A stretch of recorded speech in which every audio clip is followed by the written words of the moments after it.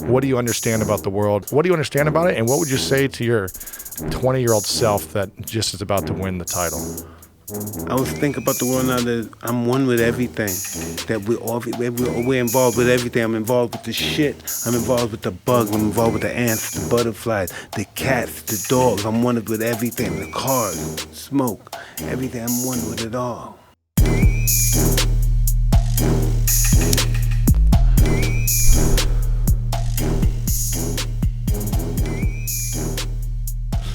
Hey everybody, welcome to another episode of Hotboxin. I'm Evan Britton. And I'm Mike Tyson. Dude, we got a great guest today. We got a guest who I'm a big fan of. I heard this guy on a podcast a couple years ago, I think. And his name's Lewis Howes. Great to have you here, brother. Thanks for having me. What's up, Louie? Thank you. What do you call yourself? You're sort of like this new age philosopher. You're a young, great thinker. I appreciate Get the fuck out of your brother. Yes. He's written a book. Sorry, Yeah, let me yeah, give go you ahead. a little more Go intro. ahead. He's written a book, New York Times best-selling author. Uh-huh. This book in particular that's on my mind, which is very pertinent to our show, is called The Mask of Masculinity. Wow. Mm-hmm. And I think we got a lot to talk about there. It was a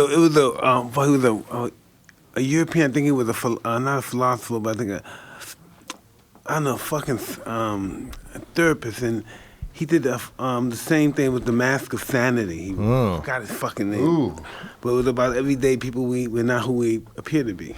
Yeah, we put on masks. Oh, yeah. We put on this projection to try to fit in or try to make people like us or try to please people or win people over. And we were just talking about this before, that you played in the NFL for a number of years and you had an identity, a mask that you wore to fit in, to be that player, right? To play the role of lineman, big tough guy, whatever it may You had to be the tough guy because everybody, I don't care who was the gangster in the mall, they respected a tough guy. That's it. Yeah, that was your life growing up. They respected you because you didn't back down from Yeah, anyone. I was bullied when I was a kid, and I said, wow, if I was like these guys that were bullying me, nobody would fuck with me. Right. Nobody would And you became the ultimate bully of the world by Yeah. destroying everyone. And here's the thing, these masks that men wear, they serve a purpose because it helps us get a result in our life. You know, I wore the athlete mask, which was I will do whatever it takes to win at all costs. I will freaking destroy people on the field. I will train my butt off. I'll hurt myself. I won't sleep. I'll freaking do whatever to get bigger, faster, stronger at all costs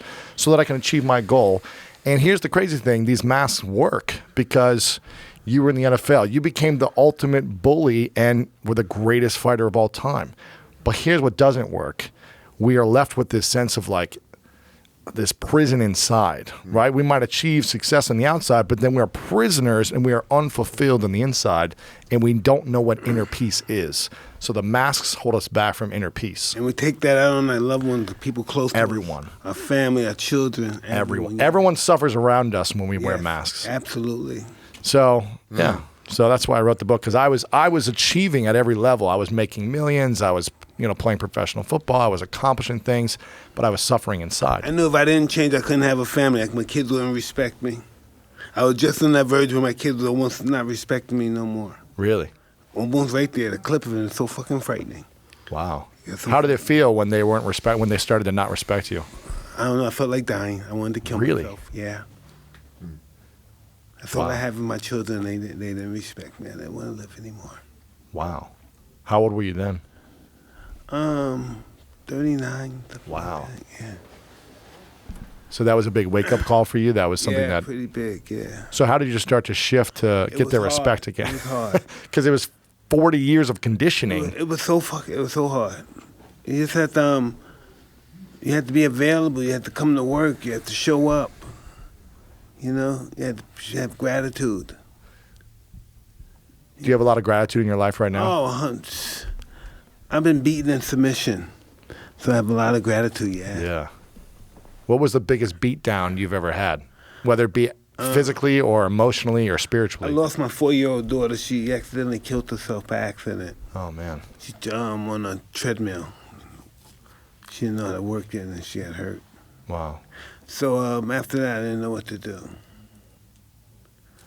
I just didn't know what to do. How'd you recover from that? I haven't. I just know in order to make her happy, I have to do good things and be positive. Yeah. Wow. Did you ever think positive before that moment or when you were fighting as well, or was it always negative? No, it was always about me. It was always about my dick. Fuck everybody else. Yeah. You know, I would give people money and stuff. You know, I was capable of being kind to people, Yeah. nice to people, but it didn't matter. I just wanted what I wanted, and that's all that mattered. Right. Why do you think we care so much about those things, about like what we win or what we get? Why do you think men in general? Because, listen, this is what happens. Us as little kids, especially boys, what we hear, we think of great men all the time. We think of people that we heard. Hey, did you hear about that guy that knocked that guy out the crown of the corner? What was his name again? We always hear legend. We hear about Jim Brown. We hear about Bruce Lee. We hear about all these guys. And we want to know how this badass guy that's telling me about these guys. I'm scared of this guy that's telling me about these fucking guys. Yeah. So I want to be like these guys, for guys like this could be afraid of me or respect me or something, you know? And it's ancient. Yeah. It's very ancient. Knights slaying the dragons. Yeah. You know, going out on a hunt. Like and Jim bringing Brown, the football player. Yeah, he's a legend. Like I didn't know he was a football player. From the streets, I used to thought he was a badass kicking motherfuckers' asses in the street. I didn't know he was a football player. I thought he was a badass That's motherfucker. awesome. I had no idea he was a football player until I got older. Yeah. That's awesome. Why do you think you wanted respect was the thing you wanted the most from people? Because they bullied me all the time. Everybody Yeah. picked on me. Why do you think they picked on you? I don't know, because I had nobody to protect me. I had there's some people in the neighborhood that got very intimidating families. They may have 20 kids in the family. You're not going to mess with those And they're kids. very aggressive. Yeah, yeah. Their cousins and their brothers and everything. They're very aggressive. So we don't bother those guys. Yeah, because they got run a the block. family to get behind you. Yeah, 100%. you had no family to I get had behind no you. family like that, no. Dang. What do you think about that, Lewis? Why do people, what is the thing about bullying? Is it that we're programmed to gain superiority over others? I think bullies are very insecure, and they want to For feel sure. they want to feel in power, and they're actually powerless, and so they create scenarios to have power over other people to feel like they're in control. You know, they're very insecure. I think we've all bullied at some time, whether it be one person or a group of people or you know in a relationship. I think we've all are at fault of it because we want to feel a sense of control or power or certainty, and that lack of certainty, you know, when you're 12 years old growing up, you have no certainty. It's like, who am I? What am I doing? You know, we have no certainty. You know, So because the fact is, as we talk, really look at this, as we talk, Eben, when you think about it, it's for these few questions. Check it out. Who are you? yeah, no one knows when you're 12. Yeah. Where have you came from? Yeah, What is your purpose? Why are you breathing? Why do you look the way you do? yeah, Who's the first you? That you know, that made your existence. The first one, probably 1 million years ago, 10 million years ago. Who is he? What did he look like? Was he black? Was he Asian? crazy, right? We don't even know who the first us was. Why do you think you're here, Mike? Excuse me? Why do you think you're here? Why do I think I'm here? To understand the world Yeah, before I die. To be lucky to understand it and be conscious of it before I die. what do you understand about the world so far in you're 50? How old are you right now? 52. What do you understand about it? And what do you understand about it? And what would you say to your 20-year-old self that just is about to win the title? I was thinking about the world now that I'm one with everything.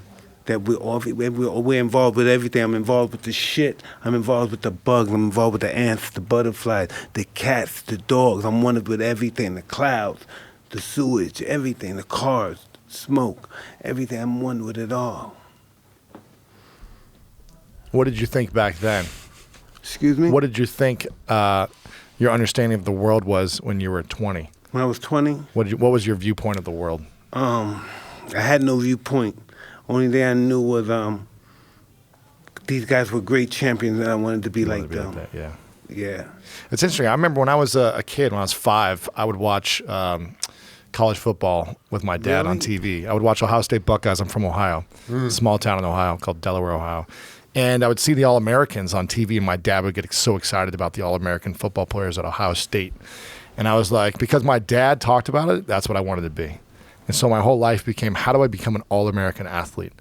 And that was the only thing I cared about. And then when it was over, I was like, well, who am I and what do I do with my life? Just kind of like when you retired from football, this identity. You know? So Everybody crazy. Dick Buckets, all those guys had to deal with that. Yeah. Imagine being so immortal on the football field, Yeah. and then that stops. Stops. And then you live in the past constantly. You can't help it. How could you not help it? Yeah. Tell me that, especially in the 50s and stuff, when people wasn't elevated on, after we done with this, if we haven't saved up, we're fucked. Screwed. If we didn't save up after this career, we're fucked. We're in the gutter again. I don't care, black, white, Chinese, unless somebody's such a big fan, they're rich guys, I loved them when I played, and they gave you a job. That's what happened to a lot of those guys. They became salesmen for the big corporations because guys loved them when they were playing. But then the glory was over, though, you know? It's the ultimate endeavor to have to reinvent yourself. It's And scary. everyone has to do that. All the time. You know, all the time. Every couple of years, it's almost like you have to. All the At time. every phase of your Shedding life. skins, letting Yeah. go, transforming your mindset and your thoughts. you Yeah. know? What was it like for you when you had to reinvent through financially? Because I think you went bankrupt once or time, twice, yes. or you Yes, know, how big did you rebuild and reinvent from a place of, man, I just had everything and now I lost it for whatever No, reason? I had everything, and next thing you know, I'm $60 million in debt. So 60 and now you 90. owe 60 everything. and 90. Could Now you I'm 60 and imagine, 90 in dude? debt. Owe everything Like now. 60 and 90 fucking million in How'd you debt. get out of that? This is interesting. Listen, right? For some reason, they thought I was trying to get a deal to get out of this bankruptcy. They thought I was going to still fight. I had no intention of fighting. They said, Yeah. nah, you got to fight. You got to get out of this deal, then you got to fight for a whole bunch of money. Yes. You got to fucking sucker us. So they kept thinking I was going to fight, and they wouldn't give me deals. And so I just kept paying a little bit at a time, make some money. I kept paying them. And then, next thing you know, I would owe them money for so long. They would say, hey, you owed us for so long, so we're going to decline you owing us this. Because you're not paying us, because you owed us for so long, so now Right. you don't owe us $5 million. No, we're going to take $7 or $5 million off. And so that's how I was getting down. And so they said, all right, we're going to take this off too. And I wound up owing them $2 million, and I paid that, and it was over. I said, Done. fuck! Oh, nice. Wow. They Wow, kept bro. taking it down, but you haven't paid in 7 months. If you don't pay this in 7 months, we're going to take $20 million off or something like that. just never It's pay 'em. crazy. Yeah, you never pay. How could they do that? They supposed to take everything. I was living in mansions. They supposed to took all that shit. How did that happen? Interesting. I was thinking, Wow. how I'm keeping all this shit? Why they not coming to take this stuff? Interesting. Yeah, they never came to take anything. What do you think the moment? What was the? I had cars and stuff. I couldn't ride them because I couldn't have money to put gas in them. That Rolls Royce, I can't ride them. Got no gas. Just sitting there, yeah. Yeah, That's so crazy, Mike. crazy. Was there a moment in your life? Was it maybe the bankruptcy, or when your daughter died, or when you lost respect with your kids? Was there a moment when like things really started to shift in your mind to say, okay, I need to figure this stuff out. I need to really, you know. I didn't have the slightest idea. I got involved with this woman who's now my wife, right? And she just kept saying, everything's going to be all right. We're going to write a show. We're going to produce television shows and movies, and this is going to be over. And I'm looking at her, and I'm still strung out on drugs. And I'm looking at her and saying, this bitch is delusional. And next thing you know, we went and saw Chaz Parmentary at Bronx Tale, but we saw it on stage. It was magnificent. It was so quiet, you could hear a mouse piss on cotton. He was so captivating. You know what I mean? This guy was so captivating. Chaz Parmentary was so captivating. Everybody was so quiet, you could hear And I said, baby, I want to do that. Baby, I do that before, like when I go to Europe, people ask me questions and I answer the question, but this time I just want to answer the question. I just do it, you know what I mean, theatrically, like Mr. Parmentary. Yeah. And she was writing the script. And we were rehearsing. She was writing the script. We didn't know how we was going to ever do it. And then a friend of mine was at the gym where I work at, and the guy was there, don't Mike Tyson work here? He said, yeah. He said, if you ever see him, give him my call. I want to do a show with him. Whoa, bro. Came out of nowhere. That's the Manifested it. universe You manifested manifesting that shit. It came out the universe a week later. So we called the guy. It took my wife, I think, 6 weeks to write the show. Wow. Her first show ever. We did the show. Standing room over, knockout, blasted all over the world, knocked the country out. We did it on Broadway for 3 weeks. We First blew show them in out. Vegas? Yeah, on Vegas, was knocked everybody out. Everybody came in town. Always. So one of Spike Lee's assistants came and saw the show and said, Spike, I think we should get into this. And then Spike said, want to go to Broadway? I was in Poland. He called me and said, want to go to Broadway? We went to Broadway. Listen, when we went to Broadway, everybody came. All the Broadway shows and actresses and actors came. Stevie Wonder. It's everybody came. All the actors. We did on a Pangier here in California. All the people from the sets came. All the actors and actors. Everybody came. It was so awesome. I couldn't believe we could ever do something like that. Be on that level where they would come watch us do something other than a fight. Something that I'm not going to get hurt doing. I said, wow, I'm performing. These guys are coming and they're enjoying it. Mike, I've heard you talk about this a lot, but how did you feel being so honest and vulnerable about your experiences? Was that the first time you'd really done that? I mean, yeah, kind of. But listen, it was embarrassing at first, but the people knew all this. The people that was they knew. They saw what happened in the paper. They read the paper. They saw what happened. They saw what happened. People complained about on television. So I couldn't. Everybody knew what happened. So I had to be very honest. You did you were the 8 Mile move. It was like the end of 8 Mile. We're just like, here's everything I did. I'm going to say it all. Yeah. Everybody knew it, but they just never heard me say it. But that's they all knew the only way. Yeah, everybody knew. It wasn't no secrets. I watched. I didn't watch it live. I wanted to when it was on Broadway, but I remember watching it on was it HBO One or of those shows, yeah, something like that. HBO. And my friend saw it, and he's like, "You have to watch this." He goes, "It's one of the greatest performances I've ever seen." And I was like, "No freaking way!" Mike Tyson doing a one-man show. I was like, "There's no way." And I turned this thing on, and I'm not just saying this because you're here. I turned this thing on, and I was like, "Wow, you're an incredible storyteller and an incredible performer." Obviously you're a great performer as an athlete, but you transitioned, and I don't think anyone saw it coming that you had that capacity and capability to captivate an audience, whether it be live or TV audience, and you did an incredible job, man. Thank you. It was inspiring. But listen, Evan, my wife, it was supposed to be a gritty, hardcore show, a hardcore guy that came hard. It came out like a comedy. They laughed at my hard, tough life. Yeah. I'm talking about not having a father. The people broke. I left, so I ran back to the street. I said, babe, what's going on? What's happening? Why they laughing? She said, it's Carter. Keep it going. Keep it going. It's good. Keep it going. They're laughing. Keep it going. What was the biggest lesson you learned about yourself after that whole experience had finished? That shouldn't be too hard on myself. I should be more appreciative of what I've accomplished from where I've came from. That's amazing. Are you usually hard on yourself? Absolutely. Why? I don't know. That's all I've ever known. Because if I made mistakes, I got harshly, verbally punched. You heard some bad stuff. If you fucked up. Yeah, of course. You heard some stuff you didn't want to hear. Wow. So you get yourself numb to that by calling yourself that all the time. I'm a loser. I suck. Yeah, what the fuck are you doing? Are you stupid, motherfucker? You dumb fucking nigga. How could you do that? Yeah. What do you say to yourself now? Huh? What's the conversation you say to yourself? Oh, I love myself. I love my kids. And then your kids also, aren't you very lucky that you have your wife? What would you be without her? Yeah. Wow. It's beautiful, man. It's unbelievable. Yeah. I mean, if Mike Tyson can transform, you know what I mean, as a example of a man who's gone through a lot of trauma. Life prepares you. Life prepares you for everything.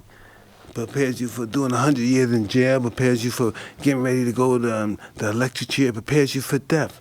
You know what I mean? When life is enduring with you, when you're enduring with life and you're making the age limits going to your 50s, your 60s, your 80s, and you're making it up there, you're prepared. All your friends are no longer around. Most of your family members not around. What the fuck am I doing here?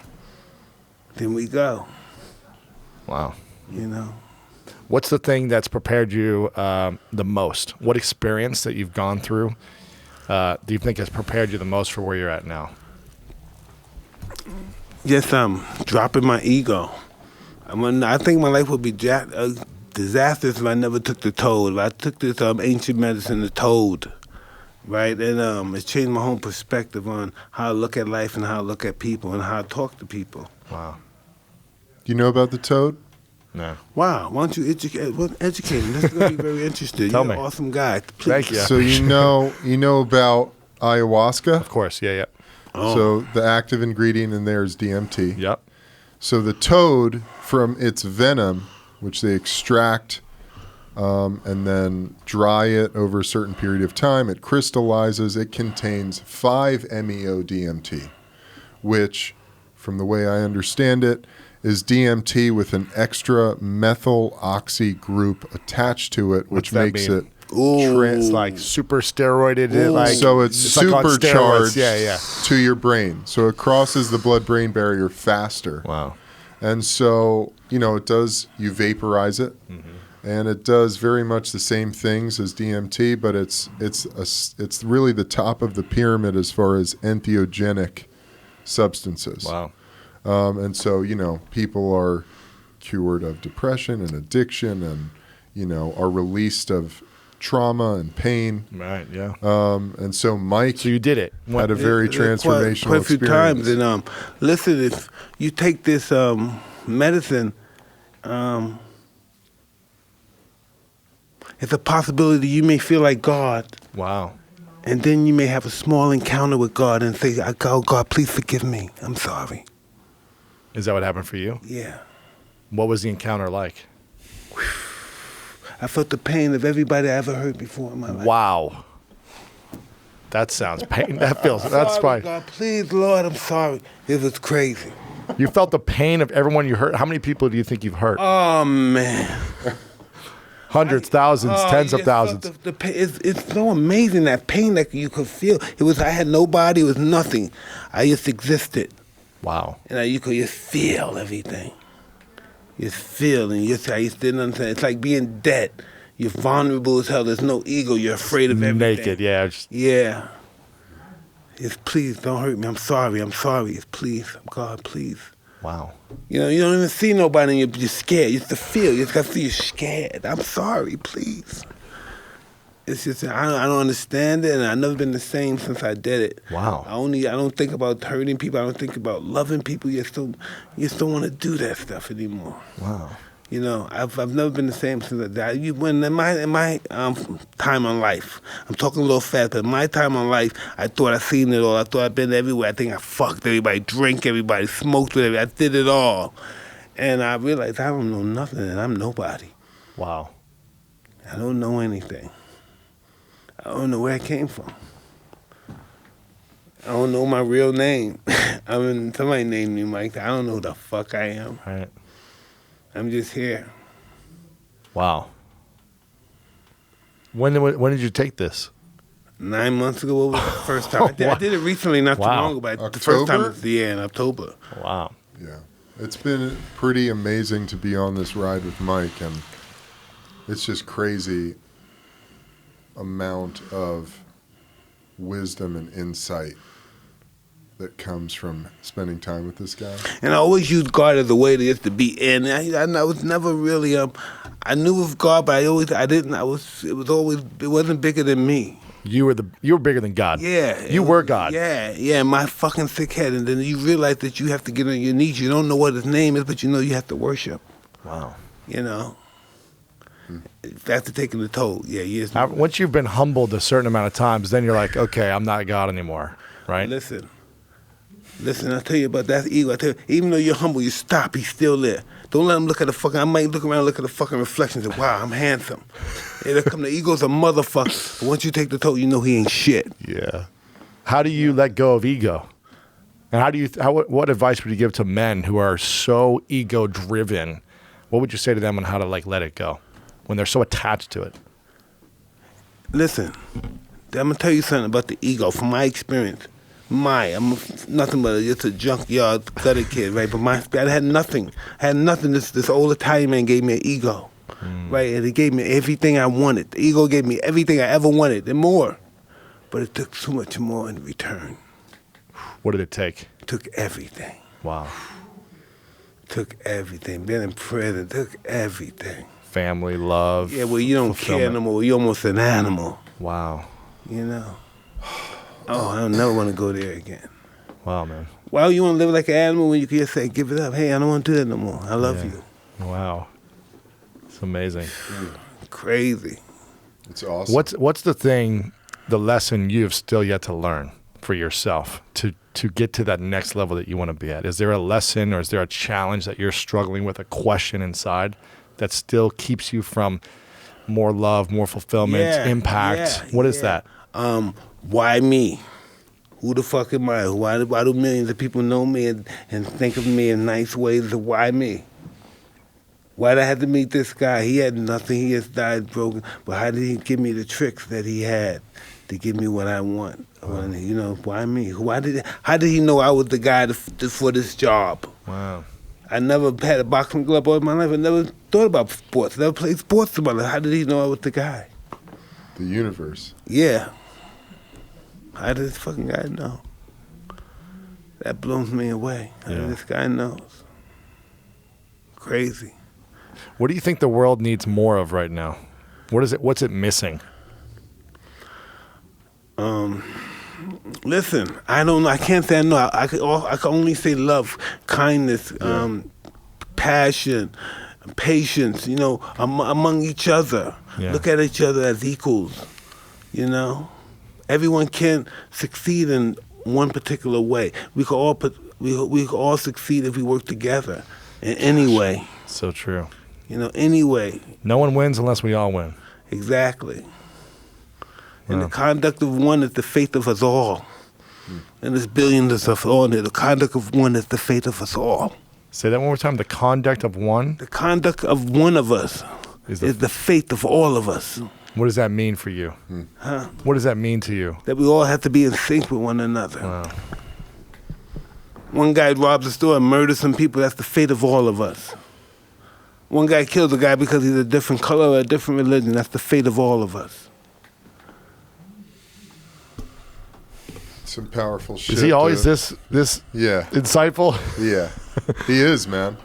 I mean, and that's just really, to me, why I think I've connected with Mike so much is, you know, through my career in the NFL and coming out of it, this dissolution of ego that's taken place for me over the last 4.5 years. You know, ego is just, it crushes you, really, at the end of the day. Because that's the thing that ties you into all of your desires and ideas about who you are and what you're supposed to be in this manufactured realm. That and it chases everybody that loves you away. Exactly. You only have bullshit motherfuckers around you. It's never enough. Your ego can never have nobody you love around you. It won't work. Why is that? If somebody loves you and your ego's fucking acting up and it's controlling you, you can't have You them. push them away. You fucking you slammed them away. No matter how much they try to love you, you're just like... You can't do it. You can't do it. It won't work. Because They you're don't never exist. satisfied. Yes. You're Yeah, never never filled. That hole is never full, you know? Not enough women, not enough cars, not Money, enough money, not accomplishments, press. not enough fucking consumption. There's not enough to just consume and feed that thing. Feed that beast. And that kind of sickness, if you can't have it all, you'd rather have nothing. Because it's not enough. If it's not all of it, I'd rather have nothing. Is that what happened to you? Where you're I'd like, rather I have can't- nothing. If I can't have everyone, everything, every girl, every drug, every bed, every movie star, if I can't have every one of them, all of them, I'd rather have nothing. Really? Yeah. How many women do you think you've been with? I don't know. I'm not proud of it, though. Yeah. That's stuff that I'm proud of. Yeah. 'Cause I don't even know why I did it. Yeah. I didn't know what was the purpose of To it. try to fulfill something that we were missing. No, it was, listen, I wanted those women to love me Why? because I didn't love myself. Wow. Did you let them love you? No fucking way. How can I don't love myself? I gotta let them love me. My love was to make me come. Right. Or to tell me I was great, or tell me that was the best fuck you ever had. That was my ego. Yeah. You know what I mean? That was my fulfillment. I would pay you up on your fucking house or car. I'm the best, aren't I? Wow. Woo. What's how long have you been together with your wife? More than 10 years. Married 10 years. What's the greatest lesson she's taught you in the last 10 years? That I don't own her. Did you used to feel like you owned the relationship? I owned everything that was in my presence. Wow. You were around me, you're just a fucking worker. I own you, motherfucker. You just around me, you're a fan. You're around me, I own you, motherfucker. Wow. Fan, I own you, mother. You're around me, you're in my presence. You want anything? You accept anything from me? I own you. You owe me, I own you, yeah. Yeah. So when did she say, you don't own me? What was that like when she confronted you and said, hey, you don't own me? Listen, let me tell you. Have you ever been married? No, I've never been married. Wait, let me tell you something. I'm gonna tell you something. Marriage is something it's like a roller coaster, right? Yeah. And it's really scary because the roller coaster goes up and it gets to the top and it's making a lot of fucking noise, and that's the beginning. We're making a lot of noise about being in love, and then we get to the top, and then we come down fast. And you can't grow. You can't learn this stuff. You got to grow with this stuff. Yeah. You got to go through it. You can't get ready for this. You can't prepare for this. You know what I mean? You're gonna find out if me, you and this person really care about each other. Love is out of the question now. We're married. Fuck love. Now it's how determined you are to make this work for the betterment of your children, your name, God. You know what I mean? How tough are you now? You're a tough guy. I want to see how tough you are. You beat up a lot of people. Let's see how tough you are with this. Wow. You know what I mean? This is for God. Let's see how tough you did this for money, nigga. Let's see what you could do for God. What's the greatest? Awesome. What's the thing you love about her the most now? Right now, that she puts up with me. She put up with me for all those years. I can't believe, I said, baby, can you believe we're still married? 10 years, yeah, wow. And then I ran into the toad. Wow.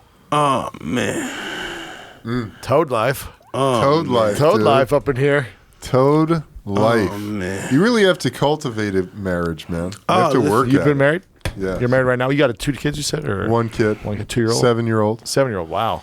Once Yeah, you reach that didn't spot get where it. you understand, hey, we have to watch. We have to take care of ourselves. We have to make sure our side of the street is clean. I can't worry about her side of the street. Yeah. I gotta make sure my side of the street is clean. That's a key. Give me That's an absolute I'm key. not married. I've never been married. But give me the keys to getting into a marriage that's happy and staying in a happy one. Give me your top 3 each. I want to hear. Listen, time, Don't take listen. anything personal. Never personal. If she says Don't things take that make anything How do you not take it personal. personal when it's Listen, wrong? It takes a lot of practice. It's not wrong because it's triggers. when they're attacking you. No, we have triggers from other relationships and Yeah. other lives. And our yeah. They hit those triggers and we blame them for the trouble that everybody else caused us because they pressed those buttons that brought that pain back up. So how do you not take it personally when they're like, you mother... And, Takes a lot of practice, You learn bro. not to take Okay. it personally. Yes. And you say, and you just tell them, I love you. It doesn't Wow. just Yeah, happen. It disarms them. Yeah. Yeah. I love Okay, you. so that's number Always 1. coming back to I love Yes, you. I love you. you. Please, I love you. Remember Yes. how much you love them. I love you so much. And remind yourself of it. And for me, it's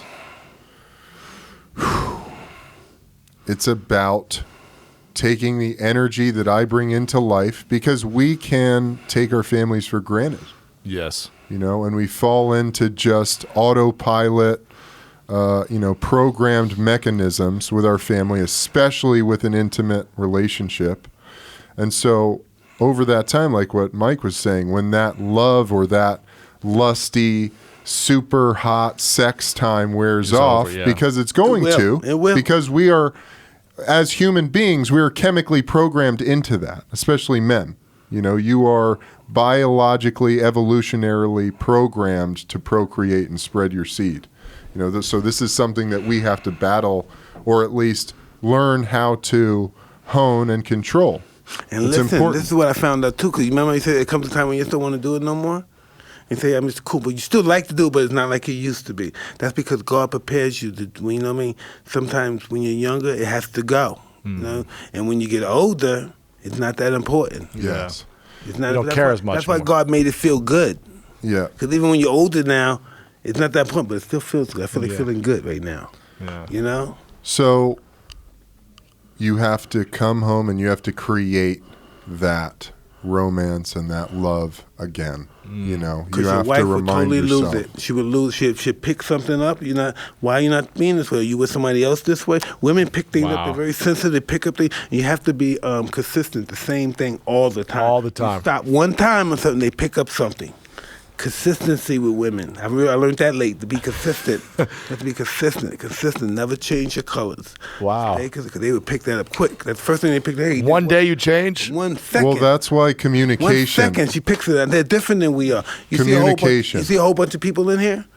If my wife was in here, we're all talking. My wife would remember here only my voice. Everybody's talking. She remember everything I said. Everybody's talking, but she can only hear my voice. That's how women are. They get tuned into your voice, everything about you, your characteristics. They want to know you. They want to be the puppet master. Not.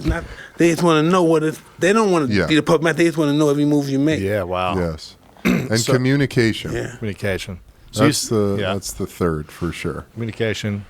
Don't take things personally. Yeah. And we're just remember how much you love them. Yeah. And listen, please communicate, because something that happened 6 months ago and you won't know it till the outbursts come out. And you go, what the hell happened? Yeah. That's 6 months ago. What? Always communicate. Is everything okay, baby? Sure, nothing's on your mind? You don't want to talk about anything? Every day, yeah. I've learned that late. I started doing that recently, like Yes. a year ago. And I'm like, fuck. Yeah, that's pretty new for me. Wow. You too? Communication is that's a constant listen. practice. Eben, my whole life once I've been married, all I did was throw money at my problems. Yeah. Buy a house, buy your mother a house, buy some cars, get away. I can't fucking deal with no children shit today. Yeah. I don't want to hear what the teacher said today. Yeah. Fuck the teacher. But it's not. That's not what your partner wants from you. They want you to listen and be a partner. Yes. Yeah. Yeah. They want to know how the money's building. They want to know everything. You know what I mean? And then when you realize you don't have the money like you used to have, and you used to throw the money at the problem, you have to deal now. Now To you deal with the problem. And dealing with the problem, that's almost emotional. like death. I'd rather almost die than deal with the problem. I wish I had something to throw away. I wish I had some money I could give a lawyer to deal with the problem. I definitely confronted that coming out of the NFL. Oh, With my wife. Yeah, It was like, oh, wow. Now I'm here in Eben, this marriage. remember and I now was- there's nowhere to go. That's so anymore. awesome. You have all you this said free that. time. Yeah. You're not just at a job all day. You know. Eben, you know Absolutely. what? Remember one day I was in this thing, I said, why is it that men and women have to be married? Why is it that we look for a mate? And I tell you, a man needs a woman to make sure that he's a man. Because she'll make sure that we're a man, because she'll test us and try us and push us to the extent, till they see us. Yeah. Breaking point, Yeah. Yeah, absolutely. And by being a man, you have to control yourself. And that's what they teach us. Once you control yourself, you control your feelings with a woman, I don't want to say submit, but she understands I can't get to him. Once you control your feelings, because we don't have the emotional intelligence to control our feelings with the women, because in our mind, I'm macho mind. We want to react. Oh, she bitching us. She making us look like a fucking bitch. She said that. No man would ever say that to me. Well, it's about when That's how your it's ego. about when your woman confronts you with something. She's challenging your kingdom. She's challenging your masculinity. Big time. She's saying there's Every something man gotta fucked go up. with for it. Every man, I don't care, big, strong, biker, gangbanger, tough killer. And with a woman, you're gonna have to deal with that. Yeah. You're not married? I'm not married. Any No. lucky ladies? I just started seeing someone recently. Yeah. It's been Nice, man. And Well, look listen. forward to all this. You know? Listen, know what's so awesome though? Once she finds out that you're the guy and you conducting yourself like the guy, and you move in or she moves in, that shit change. She start moving her shit around and moving this, and the house gonna look like this, and that's it. It's a wrap. It's over. You're getting ready to get married, boys. You don't think so either. You think I'm gonna get this, I'm gonna keep hitting it. Next thing you know, you don't want nobody else to get it. So the more you get it, the less you want anybody else to get it. For some weird reason, I don't know why God made us like that. You should think, well, I already had it 100 times. I don't want it no more. The more you get it, the more you want to keep it. Wow. That's how life prepares us for love, I guess. I don't know. Wow. 'Cause a lot of people think, I'm gonna beat love. I'm gonna get all these bitches, fuck all these bitches. I ain't gonna marry. I ain't getting. Do you know it? Caught up. You've met a ton of guys. Yeah. Billionaires, celebrity. You've met the biggest, influencers in the world, right? Over the last 30, 40 years. I'm curious, is there a man that you know today or in the past who's maybe passed away who feels so much love in his heart and feels like he made it without having a great partner? Like, can he do it alone and just sleep with a bunch of girls, take what he wants and do these things? Be that guy. Can he be that guy and still be like peaceful and love in his heart, or is he unfulfilled? Dig, right? My experience. Good question, My dude. experience, a guy that did a lot of stuff with women and stuff. I'm not proud of it. The more women you would think the more women you have, the more crowning achievements you will receive from people or whatever the situation, the player world. But the more women you be with, the more you feel like you're being taken parts away from you. The hole is getting bigger. Yeah, it feels like you're dying. The more they're taking from you, you feel like you're being taken. You're being torn apart. You're feeling empty. You're feeling dark. You just don't feel good about yourself. Wow. You're just a fucking fuck. You fucked all these people and you got nothing from them but a fucking cum. And what did you get from that feeling? Why did you want to have that feeling? What's the cause of you having that feeling? Nobody had no, maybe 3 people had babies, but it was like, come to be, it's just, what was the purpose of that feeling? I don't feel that way no more. I don't move like that no more. And I said, what was the purpose for me to be that way? What did I get out of it? No one got any babies. We got some diseases. We got, you know what I mean? Nobody got any love from that. What's that perceived as love? What was that? I tell my wife, what was that all about? You think I would meet all these people in the afterlife and stuff? What's the afterlife? What about the people that watch me fight? Would I ever see them again, all of them, collectively? If all this stuff go back, where do we all go? What's like what you're thinking right now? Well, what am I talking about? That feeling, that energy. Where did that go when we die? Yeah. Like you're not even talking, but that you're talking. You hear shit in your head. Where did that go when we die? That can't die. Where does it go? I'm just thinking. Did that just black out? Like you pull out a plug socket? What happens with that? Goes back into the circulation. But imagine if it go into a bug or a rock or a tree, and we become that. Yeah. I'm not sure how reincarnation works. Do you come back as another human being? What, and why, what person you come back as? I was telling my wife hates bugs. Yeah. Like every now and then a bug gets in the house and she freaks out, right? I said, listen, that's probably your grandmother coming back in reincarnation. She wants to see you so bad. As soon as you come back, you fucking squatter. Wow. I think it's probably stuff like that. You know what I mean? I think these are people that we love, and we see them and we hate them so bad. And they say, Mike, look, it's me. But they're so fucked up. They say, I'm back. I thought I was dead. Hey, Mike, it's me. Poof. I kill them. I know, man. I have a new practice. Any bugs, I don't kill anything. I bring them outside. Because my wife is the same. She's like, get the spider out of here. Yeah. I'm like, babe, I tell my wife, I'm not killing nothing. I tell that right there. I'm not killing. You gonna kill? You kill. I'm not killing anything. That might be my new policy. Yeah. When do you feel the most loved, Mike? When I feel the most love? When do you feel the most love in your heart? You know when? When I'm around watching YouTube and I hear my kids running around and my wife comes up and down after feeding the kids, maybe come from work and I'll come upstairs and get in the shower, maybe sit on the bed or sit on her chair, electric chair that puts electric vibes to her body, and I say I'm very happy. Everybody's in the house. All my kids are here, and that's when I'm the most loved. Wow. And we're all together.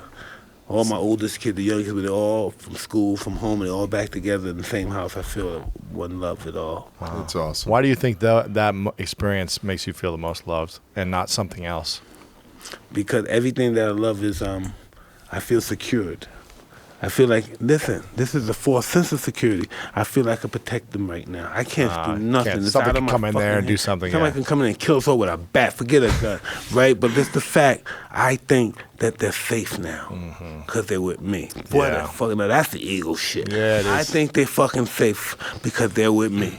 Isn't that sick? And I know that's bullshit, but it just makes me feel it. Feels good, yeah. It makes you feel loved. They're grown, too. It's an interesting breakdown of that, Mike. You took it all the way through. I love them so much. I don't want them to ever, and they never experience anything I experienced. Just the kind of people and did the things and been in prison and got bad records and stuff. They're very clean kids. They got good stuff. They got good beginning. They don't got all the shit with them. That's awesome. Well, my brother, I don't know how much time you guys have. I'm just asking some questions, but when I was how old was I? I was 8 years old. My brother went to prison for selling drugs. So when I was 8 until 12, we would drive, a couple hours on the weekend. The guards treat you like shit, huh? It was crazy, man. Yeah, we'd drive the weekend. It'd take like an hour to get through the security every time, and then I'd sit in this, big room with all the convicts and my brother. And I was 8 years old until 12, and I remember just hearing these stories about prison that blew my mind as an 8-year-old, 9-year-old, just like what happened. I'm curious, what was the biggest thing you learned about yourself from being in jail? What I learned from jail, this is what I learned from jail, which is going to be a trip, that there's fucking beautiful people in this world. Beautiful. Yeah. There are. There were so many nice people there. So many beautiful people in this world. They just had hard luck or bad times and stuff. It's beautiful people. And they may be killers, yeah. They may have done some really horrific shit, shot people, did some stuff, drug deals, went bad stuff, but they have a human quality about them. They're kind. You just said, now, you just have a different we have a different perspective of a drug dealer. We look for the drug dealer, he has some guns, he's coming with his pack, and a bunch of guys got their guns ready for people, for action to come, and they come across a big bag, sadistic people. But that's not what it is. These are people on hard times. Yeah. And government's not doing nothing. They're not even giving welfare out anymore. You know, this is the company where if you're not doing well, if you don't make it, fuck you. That's the country we live in. I know nobody likes to hear, but if you're not doing good, you don't have a good family, you don't got good education, you don't got good working skills, you're not big, strong buck, fuck you. You come back from the army, you're paralyzed, you got shot up, fuck you. You're old, you can't work, can't do nothing, fuck you. You immigrate, don't got no skills. How your girlfriend look, how your wife look, they're beautiful. Can I fuck them? No. Fuck you. Wow. Yeah, but people, there are some.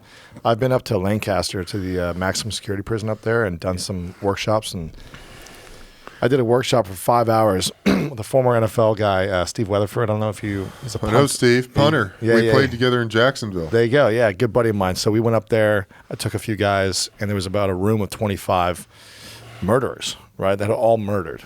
Or they were like on the scene when it happened and they got in there for life, whatever, right? And they were some of like the most lovely, kind men. Now they'd been in there, they've been doing the work, they've been working on themselves, transforming, forgiving themselves. They've been in the work for years, decades. But there's some lovely people if you're willing to change and do the work. Yeah, no doubt. But listen, how do these beautiful people that we're talking about, how do they get a good break when they come out there and they got this fucking stripes on their back? They want to read your portfolio. They see this prison shit. You got the highest. Some of these guys got the highest form of education from Ivy League schools. Online in prison, they can't get a job. That's true. They got Ivy League stuff. There's a guy in Stanford from there. Yeah. They got Ivy League stuff, man. These guys are geniuses. They just went the wrong direction. These guys are geniuses. These guys are brainiacs. The reason why we can't have radios and stuff in prison is because one of these little crazy, intelligent bastards could turn it into a phone where they could hear what in the warden's office. You know what I mean? So that's why we can't have we can't have the things no more, the Walkmans no more, the radios, because these guys turn it into devices where they can hear in the warden's office when they go send the people up for searches and lockdowns and all that stuff. These guys are geniuses. You can't believe it. They're like Einstein. They're in there for murder. Drug dealing. These guys are so smart. They blow your mind, man. It's wild. I'm curious. They pass every state that the school requirements have for college, institutions, everything. They pass them with flying colors like they were cheating. You think they're cheating? Not scores that they get. Wow. It's wild, man. I'm curious. Hypothetically, let's say you could pick the day you get to die. How old would you want to be if you could say, okay, I can choose any day, any year? Would you want to be 100 or 200 years old? Like, how old would you like to live until? I wouldn't live long because I wouldn't want to see my children die. Wow. Okay. I wouldn't live long at all. Wow. That would kill me if I, see them growing old. I lost the daughter at 4, but imagine me with the relationship I have with my children now. I would probably handle it, but I wouldn't want to deal with it. I wouldn't want to see it, so I would want to die a lot earlier. Right. Well, say it's your last day and your family was still alive. Yeah. And you died. Say it was 100 and your family was still alive, right? What do you think you would want people to say about you in 50 years from now if that was when you died? What would you want people to say about you at your funeral or just in life after you pass? I don't know. I just want my kids to say my daddy took care of us. Oh, yeah. That's just more important. My daddy, the other people are going to have their opinion, they're individuals, yeah. Whatever it is, and that doesn't bother me. I just want my children, because I've always been fucked up in that department. Yeah. My children have to come visit me on my birthday. They always have to see me in prison all the time and everything. When I went through that part of my life, my kids always got to come through the glass, got to hang out with my kids through it was fucking... The worst, right? Yeah. Wow. All that stuff. That's cool, man. It's a good question. I'm always asking myself this stuff, That's what we are as people. We want people to think something about us. That's our ego. We want to think. I'm telling you, people's egos are so fucking big. They want to be. They're mad they can't be at their own funeral. They want to see who came, motherfucker. I think I would want something similar, which is like I would want people to know that I really cared about humanity, and I had a big heart, and I wanted to help people as much as I could, and just that I was a kind human being. Yeah, absolutely. But I tried my best to do as good as I could to help people, And then you have to deal with this. Your best wasn't good enough. Oh, man. Imagine that. So, Well, you're dead then anyway, so you don't have to hear it anymore. But listen, how do we know? Maybe death is another form of life that we go to. Another part of life. How could life be glorious and death not be glorious? You can't have death if you don't have life. You walk through the hall and do it all over again. No doubt about it. Wow. But I say to myself about that too. I say, listen, is this an illusion? People are born every second. What is the big deal? Why would God need me to come back? He gets somebody, other people keep coming. Why do we need my energy back anymore? Yeah, right. We already dealt with your energy. We doing some new shit now. You die, motherfucker. Let's see what's coming on. You stay there. We don't want to talk to you about you. We may bring you up in some fucking history class, but fuck you. Let this shit work, okay? Right. Well, I think that's a part of our ego, believing that we're going to continue to live and we're going to be reincarnated. No, you're finished, motherfucker. You had your turn. Come on. Yeah. It's possible, but you think about like your question, Mike, of Alexander the Great. Yes. And the thousands of followers, hundreds of thousands of followers he had. And you think about everybody knows Alexander the Great's name, but they don't know Joe Schmo. Yeah. From there. And the case is still that way. There are a handful of individuals in the grand scheme of civilizations that leave a mark that perpetuates on and on. And so what you might think is, why does the universe want me to? Why does Spirit, why does God want me to come back or need me to come back? And it's because you carry with you this knowledge that you spread that, like a virus, wisdom, a flow of water over humanity, may touch and affect and inspire others to dream and think in this way.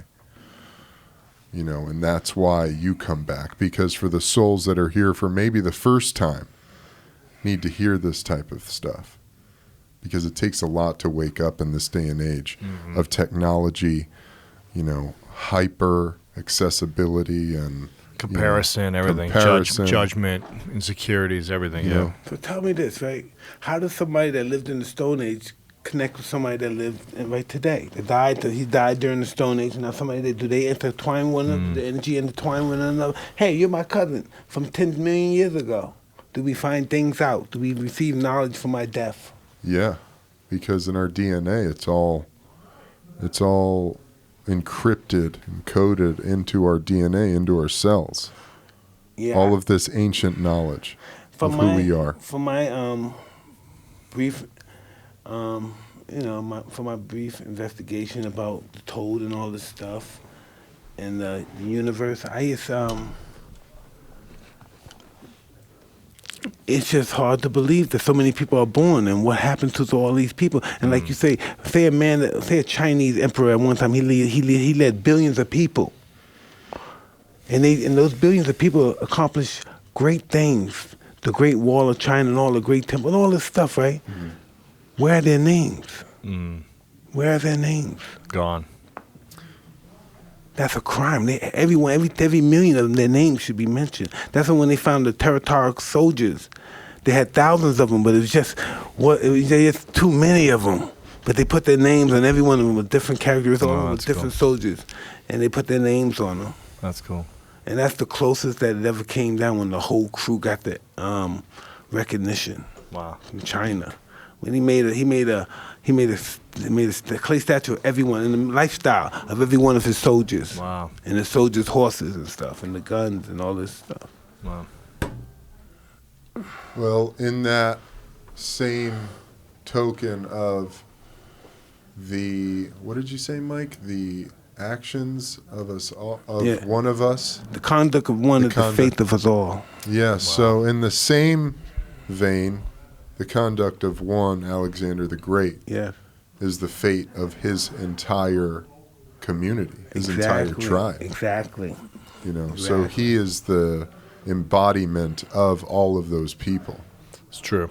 He represents it. Yeah. Right. Nobody ever went that far before. Nobody ever went that far. That must have been crazy. Imagine marching for 10 years. Imagine 10 years just keep going. Not ever thinking about home. Well, you think about home, but you never know when you're coming back. Everybody they went mutiny on him when he got to India. They said, man, we're not going home. We've been gone for 10 years. We lost a bunch of people. We got children by other women from other tribes that in our group now. You know, Yeah. It's just, whew. It's crazy. Yeah. Shit, bro. Lewis, what do you have going on these days, man? What are you doing right now? You writing any new books? I'm working on a new book that I'm just started writing. It's about eliminating self-doubt. Nice. I think self-doubt Good is one. the killer of dreams, and I think it holds us back from everything when we doubt ourselves. Listen, why do we have doubts? We human beings are the only species that make doubt up when it's not there. Isn't it crazy? That's wild. It's crazy. That's what I'm going to be writing about. Yes, how do we overcome that self-doubt that keeps us back? And it doesn't matter. You know, you've probably seen some talented athletes over the years who maybe they were more talented than you or something. I don't know. Yes. And you were like, but they didn't believe in themselves. And you had enough energy to put yourself out there and believe.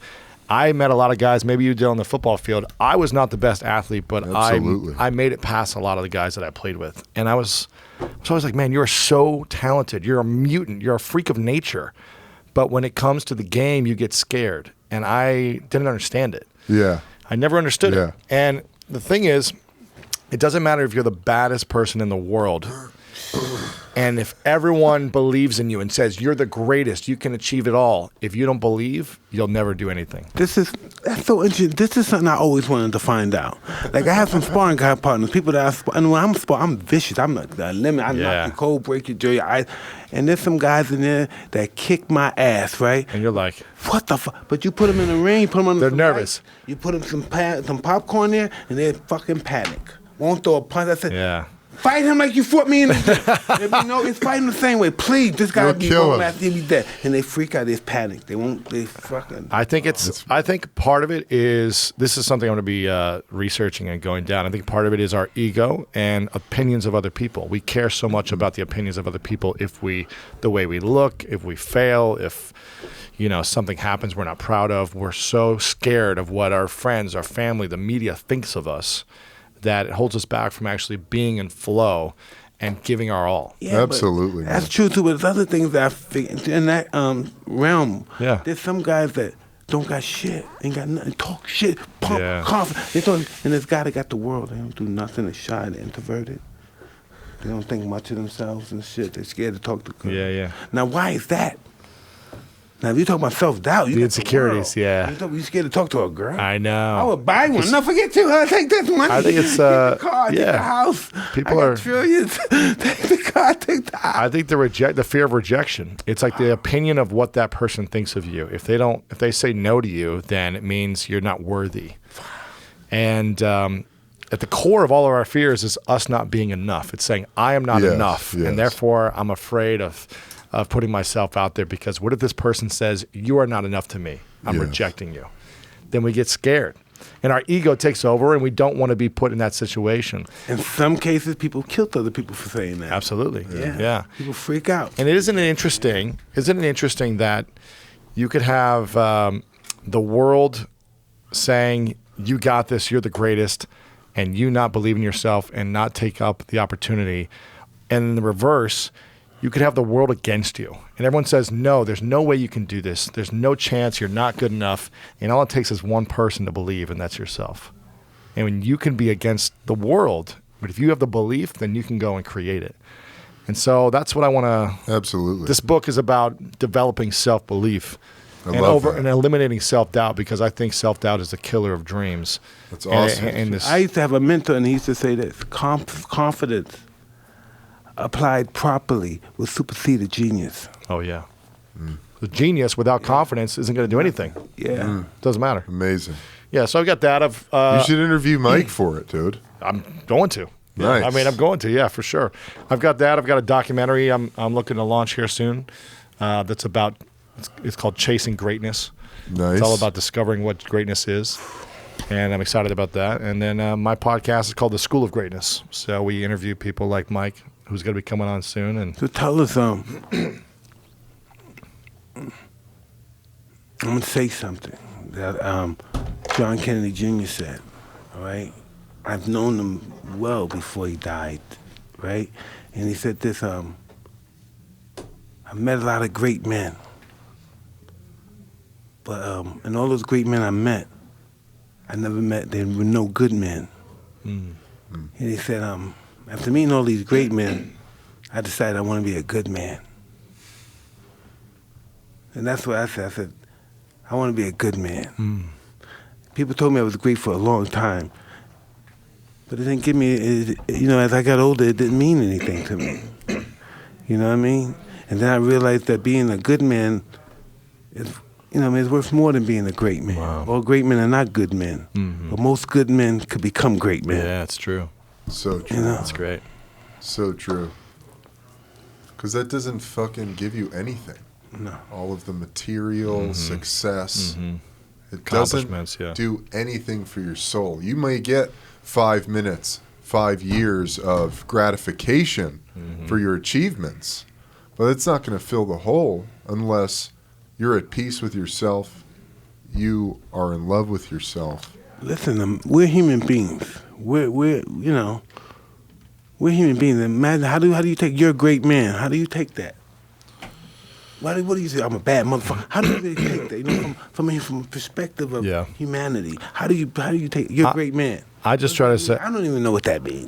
If someone says that to me, I would just say thank you. I'm trying to do my best every single day. I'm learning every day. I'm growing. I'm not perfect, and I just want to help and serve. So I just try to focus on service, and I say thank you. I'm just trying to serve as much as I can. My idiotic. I thought of a great man as a man like Gandhi, a man that gives up all his money, gives everything to something. But that don't make him a great man. That's this man don't give a fuck about money. But that don't make him a good man either. He just he has a price, but his price is not money. It might be sex, might be liquor, might be drugs, or just might be his happiness. You know what I mean? And all happy people are not good people. You know what I mean? Yeah, you could be doing bad things and feel happy about it. Yeah. All happy people are not good people. That's interesting. Good stuff, man. This is fun, guys. It's really good when you see somebody that's in a bad situation and you try to make that situation better. That's a good person. That's a good person. Yeah. You don't have to know him or anything, but to make a situation better. And all you could simply smile. Yeah. You don't have to do a lot to change someone's energy and make them feel better. You can smile. You can 100%. say, how are you? Yeah. It's just your energy, your way of being, how you show up. So there's a lot of homeless people around L.A. Yep. You live in L.A.? I live in West Hollywood. Downtown L.A. Yeah. Oh, West Hollywood, there's a lot of people too, yeah. Yeah, and on my side of town in NoHo, North Hollywood. See, in Hollywood, but Hollywood, they got the functional homeless people. They're still clean, they still know how to talk, They got cell phones, and stuff. Yeah. These guys downtown don't have nothing. No. Yeah, it's they're going Skid to Row. die there, man. Yeah. It's really bad. But, I try to acknowledge them, at least. That's good. I feel like those people are so beaten down that if another soul can just acknowledge their existence, that lifts them up to some extent. That's true. Just smile and say, hey, I hope you're doing well. Hey, man, God bless you. Good luck to you. I don't understand. Listen, it's funny you say that. It was a story about Alexander the Great, and it was this guy, I forgot, genius. I forgot his name, but it was a homeless guy. And he never complained. He was always happy. And Alexander was the king of Greece at the time. And he said, hey, listen, I notice you have nothing. You're always happy. I have everything. What can I do for you? And the guy said this. He said, for once, if you can please just get out of the way of the sun so I can get my tan. And Alexander just couldn't understand why this guy had nothing, but he was happy. And he had everything, and he wasn't happy. That was confusing. It's interesting. I've been a part of a charity called Pencils of Promise, where tonight I'm flying to Guatemala. Every year I go on a trip. We go to Guatemala, Laos, and Ghana, and Laos we build is schools. Interesting. It's cool there. I like it there. But we go and build schools. I've been doing it for 7-8 years. A guy named Adam Braun founded it. Scooter Braun is part of his brother. I don't know if you know Scooter. Cool. We do. Justin Bieber. Yeah. So I'm going tonight, and every year I go on a trip for about 4 days, and I see these kids that have nothing. They're in the middle of. They're so fucking happy, man. They have nothing. They have no schools. They have They have a hut, but then they get like a little sandwich, and they're just hanging out with their family, and they're kicking a soccer ball in the dirt field with, trees in the middle of the field, and they're so happy kicking a rock around. Well, they don't expect anything. in this country, we were taught to expect things, even if we don't work. We expect to have that beautiful girl. We expect to have that house. We expect to have that money. Someone that to give car. us money, yeah. Someone to give it to us. But they're so happy. And so when I'm there for 4 or 5 days and I come back and I drive through Beverly Hills to get to West Hollywood and I see It's grotesque. the material abundance and people honking in their $400,000 Bentleys or whatever and getting mad. And I'm like, these people are so happy with nothing. They've got family, they've got laughter, they've got health. And people in Beverly Hills, not everyone obviously, but I see people that are angry and I'm frustrated. It's the cosmic joke, man. Isn't it crazy? No, this is crazy. People are so fragile. Life is fragile. It's hard living life. You see people, they say they make a bad mistake, they think it's over, they may kill themselves. Life is hard to live. Mm-hmm. Yeah. By making them say, oh God, I'm never going to get no money again. I'm never going to, my girl left me, nobody's going to ever love me, boom, I'm dead. You know, it's just people are It always fragile. passes though, right? Yeah. You've been through some crap. Yeah, but you have to go through it. Some people can't go through the rain. It's a lot of pain to You go have to deal through. with that pain. A lot of pain. Deal with that pain. And you have to be willing to always see the light. It's so hard when and you to feel like you're cultivate some suffocating, sort of though. hope. Yeah. But it's just I your know. mind playing tricks with It you. is. It's all mind It's on game. your mind fucking with you. It's a mind game. We're so, human beings are so drama filled. We're movies in our own self. That's it. It's stories we'd say. We listen to fucking shit that's not even true, and we playing into. We got the emotion, we cry. It's cool. It's all right. It's over. It's gone. It's cool. It's fucking good, man. Well, This is fun. what do you think, dude? We have a ball in here. This is a great Mike's the conversation. man. It's a great I'm excited to convo. have you on soon and just talk more about this stuff. So Hell yeah, dude. I don't think people. I mean, I don't think a lot of people know this side of you. Maybe they do. How old are you? I just turned 36. So you're still young, right? So dig, right? How old are you now? 31. Yeah, Something like he's a that. baby too. But listen, do you ever think about that? Like, where the fuck am I gonna go when this shit is over? I know you don't think it's a blackout. Boom. Yeah. I know you know something's gonna I happen. think about it every day. Yeah, you do. Because it's kind of exciting, too, right? Be honest. Like, what's Scary, next? It's exciting. Because, you know, God didn't make us for us to blank out. Do you think God made us for us to just say, hey, it's over, blank out, we don't exist anymore? Come on. I don't think so. I'm interested. The galaxy is so fucking big. I think sometimes that we're in somebody's Dream. system. No, we're in somebody's system. We're his guts, we're his cells. We're cells. We're living inside somebody that's just so fucking big we can't even fathom it. Wow. Why not? You know? Why not? Remember in Men in Black, at the end, when they pull all the way out and they're just in this marble Yeah, that yeah, this yeah. giant being is just flicking? That's it. Why not? Who knows? I don't know. You know, in ancient times they said we lived among giants. Yeah. You know, they see these giant footprints. They can't explain ancient 10,000-year-old footprints that's like 10 foot long and shit, 10 foot wide. It's giant footprints. Yeah. There's a lot. I mean, it gets weird, man. When you get We into can't that listen. stuff. All that stuff they say, it might be true. We don't even know. Atlantis. Yeah, I could believe that. I could believe in Atlantis. There's another land, too, called Pan. Yeah? Yes. It was like fairies and shit. Wow. Yeah. Lost civilization. Peter Pan? Pan, like the earth spirit. Mm. I don't know. Shit gets weird, This man. is fun, guys. I appreciate you guys. You know having what me on. pi is? Pi is the highest number that ever existed. 3.14. The pi, right? That's what it is. The highest number. The highest fucking number. Imagine that I had pi dollars. Everlasting. It's too much money. So much. The galaxy. Imagine. You know the planets. The planets. All the planets. All of them. Saturn. All of them. Mercury.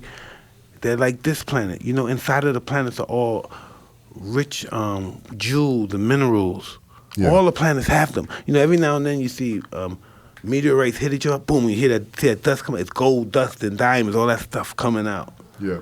And just like this planet has a bunch of diamonds and minerals, and then all the planets have them. That's why I think we're trying to get over there, so we could dig those planets to get all those minerals out of there. Yeah. We wouldn't be able to get in those planets. You guys have hung out with some pretty rich people. Yeah. You think there are rich people already living on other planets? Listen, right? I don't think that far. Just colonizing already? They're already there. Listen, I believe Bezos has a crib on Mars. if it's true, you know, I don't even believe those guys ever really been on the moon and all that stuff, right? Really? Listen, Are you heading to Flat Earth, Mike?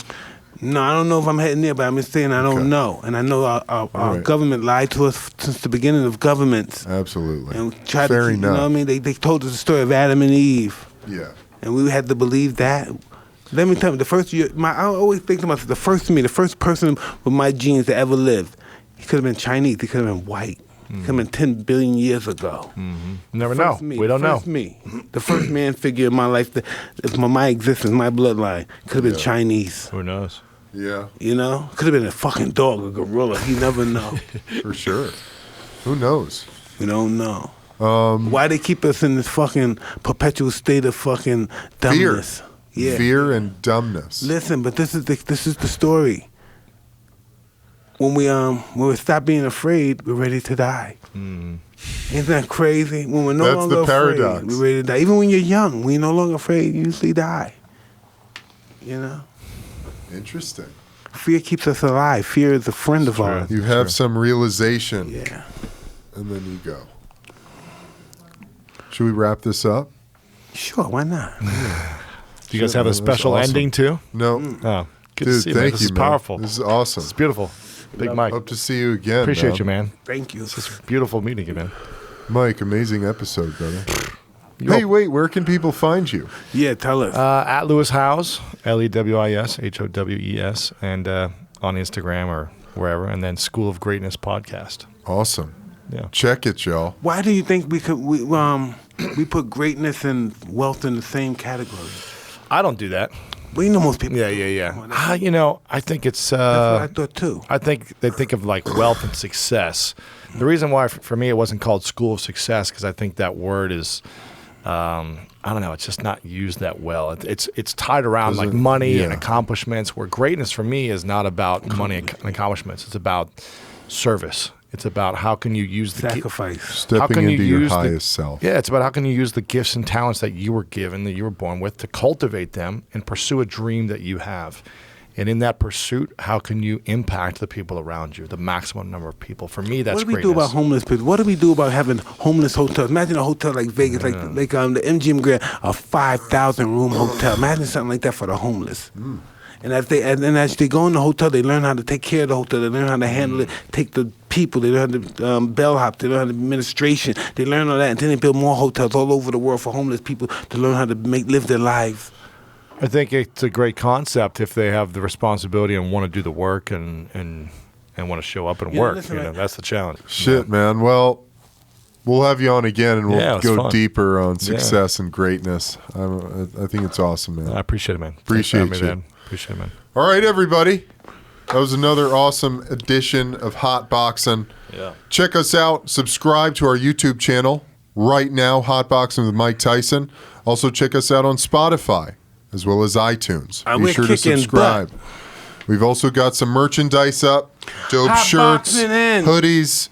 We got dad hats. Nice. Check them out. Hotboxingpodcast.com. I'm Evan Britton. And I'm Mike Tyson. And we're out of here, y'all. Gone. Ow! That was great, guys. That was fun.